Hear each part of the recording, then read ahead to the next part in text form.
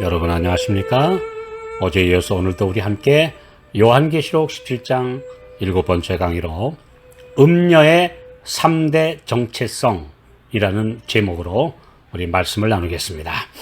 요한계시록 17장 5절 그 이마에 이름이 기록되었으니 비밀이라 큰 바벨론이라 땅의 음녀들과 가증한 것들의 엄이라 하였더라. 이마는 사람의 지성과 영성을 가리키는 용어입니다. 이마에 이름이 기록된 것은 그의 품성이 그렇다는 의미입니다. 하나님의 인을 성도들이 이마에 받는 것이나 짐승의 표를 악인들이 이마에나 손에 받는 것도 똑같이 그들의 사상이 그렇게 되었다는 것을 증명하는 것입니다. 출애굽기 28장 36절 38절 너는 또 정금으로 패를 만들어 인을 새기는 법으로 그 위에 새기되 여호와께 성결이라 하고 그 패가 아론의 이마에 늘 있으므로 그 성물을 여호와께서 받으시게 되리라. 대제사장이 머리에 쓰는 관에 여호와께 성결이라고 써서 앞 이마에 부착한 것은 항상 기억하라는 주의를 주신 것입니다.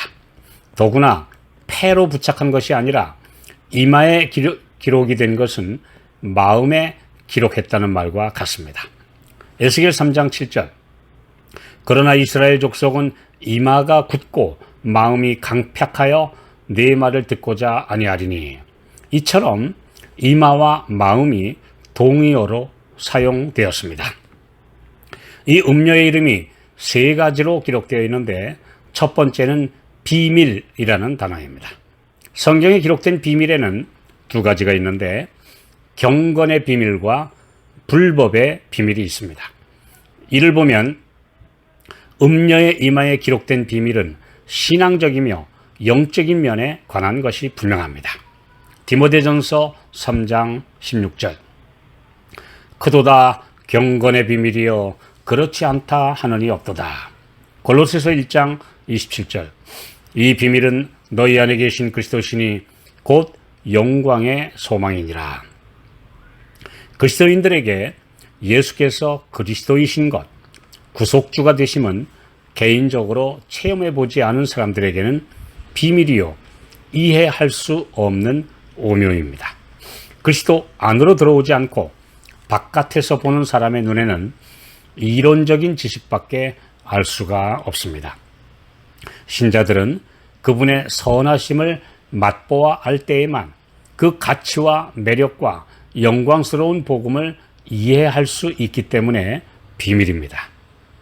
데살로니가후서 2장 7절 불법의 비밀이 이미 활동하였으나 예수님이 비밀이신 것 경건의 비밀과 대조적으로 역시 죄의 정체는 비밀입니다. 죄의 발생과 정체 역시 오묘하며 인간의 이해를 넘는 것입니다. 파스테르가 세균의 존재를 발견할 때까지 왜 병 속에 격리시킨 물질이 부패하는지에 대해 사람들은 알 수 없었습니다. 그러나 오늘날 영과 육의 세계에 똑같이 바이러스에 의해 변질이 일어난다는 것을 다 알고 있습니다. 특히 사탄은 광명한 천사의 가면을 쓰고 교묘하게 활동하기 때문에 많은 사람들이 속고 있습니다. 예언의 말씀을 연구하고 깨달은 사람들만 바벨론의 정체를 바르게 알고 그곳에서 빠져나올 수 있습니다. 그러나 많은 사람들은 왜? 뭐가 어때서? 라고 말하면서 겉으로 보기에 그럴듯한 종교 연합의 명분에 동조할 것입니다. 두 번째, 이 음녀가 가진 이름은 큰 바벨론입니다. 큰이라는 형용사를 붙인 것은 이 바벨론이 전 세계 모두를 아우르는 어마어마한 세력이며 단체이기 때문입니다.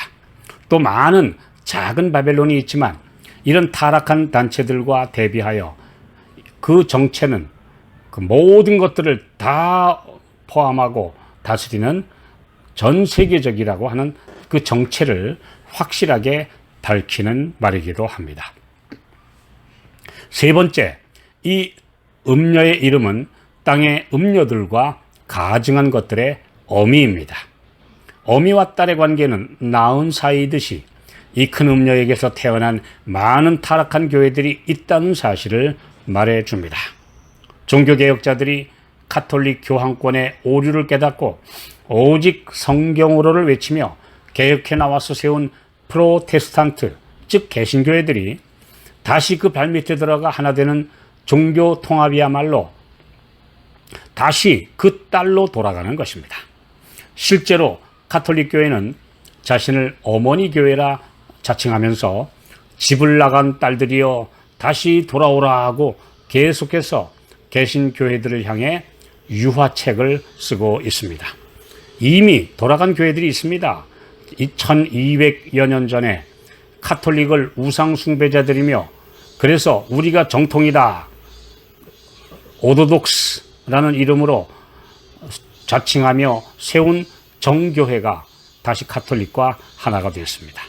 또 수백 년간 영국의 국교였던 성공회가 가톨릭과의 통합에 합의했습니다. 마르틴 루터의 종교개혁 500주년을 넘기면서 개신교회들은 앞다투어 WCC를 통한 종교 통합에 가담하고 있습니다. 특히 미국의 개신교회 지도자들은 세계적인 종교 통합 운동을 적극적으로 추진하고 있습니다. 대표적인 목회자인 릭 워런 목사 같은 분들, 그의 모든 삶을 바쳐서 이 종교 통합을 이루겠노라고 말하고 있는 것입니다. 미국 정부도 이들과 호응해서 모든 문제에서 교황과의 협력을 강화해 나가고 있습니다. 이 음녀의 3대 정체성은 완전히 배도하여 십계명을 변개한 교황권과 연합하여 딸들이 된 타락한 개신교회들과 또한 성령운동, 강신술운동의 삼중연합임을 확증시켜 줍니다. 그러나 분명한 역사적 사실은 바벨론의 기원이 창세기 11장의 바벨탑이며 바벨이라는 말이 혼잡이라는 의미를 가지고 있다는 것입니다.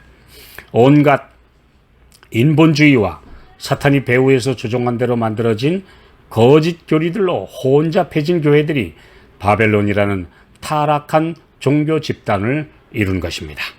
고린도후서 2장 17절, 우리는 수다한 사람과 같이 하나님의 말씀을 혼잡하게 하지 아니하고 곧 순전함으로 하나님께 받은 것 같이 하나님 앞에서와 그리스도 안에서 말하노라. 단순하게 말씀 그대로를 순종하는 신앙이 그 여자의 남은 자손들의 특징입니다. 인간의 이론을 믹스한 잡다한 성경 해석이 쏟아져 나오는 시대에 오직 성경이 성경을 해석하고 증거하도록 해야 합니다. 이것이 참 교회요, 바벨론에서 나오는 사람들의 특징입니다.